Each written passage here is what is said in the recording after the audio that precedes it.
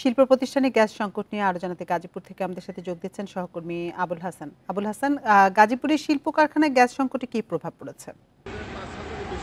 কারখানা রয়েছে এবং অন্যান্য ওষুধ কারখানা সহ বেশ কিছু কারখানা আছে।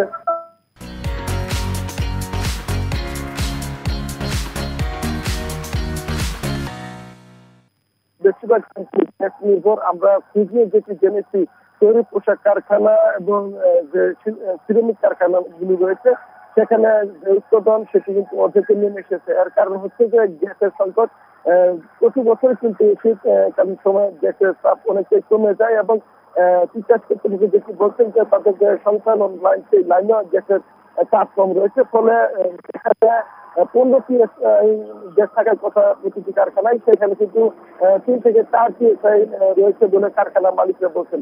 এবং কারখানা মালিকরা বলছেন যে গ্যাসের চাপ কম থাকার কারণে তাদের যে বয়লার মেশিন বা যে অন্যান্য মেশিন যেগুলো চালাতে হচ্ছে সেখানে কিন্তু বাড়তি জ্বালানি খরচ হচ্ছে এবং ডিজেল চালিত জেনারেটর চালাতে যে তাদের কিন্তু বেশি অর্থ ব্যয় করতে হচ্ছে। ফলে উৎপাদনের যে খরচ সেটি বেড়ে যাচ্ছে এবং এই কারণে তাদের যে লোকসান সেটিও বেড়ে যাচ্ছে এবং আন্তর্জাতিক বাজারও এখানে পণ্যের কিন্তু দাম তেমন ভাবে বাড়েনি। ফলে তাদের মোটা অঙ্কের অর্থ ব্যয় করে উৎপাদন প্রক্রিয়া সচল রাখতে হচ্ছে এবং এই কারণে তাদের যে আর্থিক লোকসান সেটি কিন্তু হচ্ছে বলে তারা আমাদেরকে জানিয়েছেন। এবং তারা বলছেন যে গ্যাসের চাপ 15 PSI হলে তারা যে উৎপাদন সেটি তারা পুরো জমে বা শতভাগ করতে পারে, কিন্তু এর নিচে হলে কিন্তু এই যে উৎপাদন ব্যবস্থা সেটি কিন্তু বিলম্বিত হয় এবং বিঘ্নিত হয়।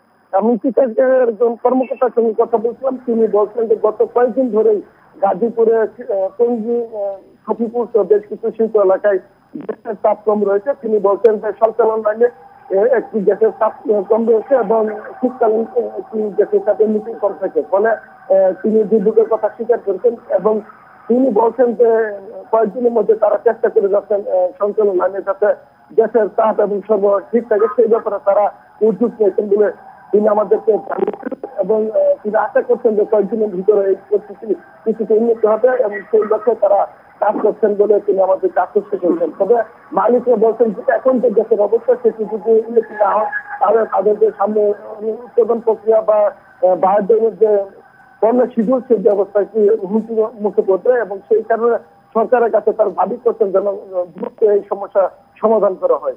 এই ছিল গাজীপুরের গ্যাস সংকট নিয়ে সর্বশেষ পরিস্থিতির খবর। গাজীপুর থেকে জানাচ্ছিলেন সহকর্মী আবুল হাসান।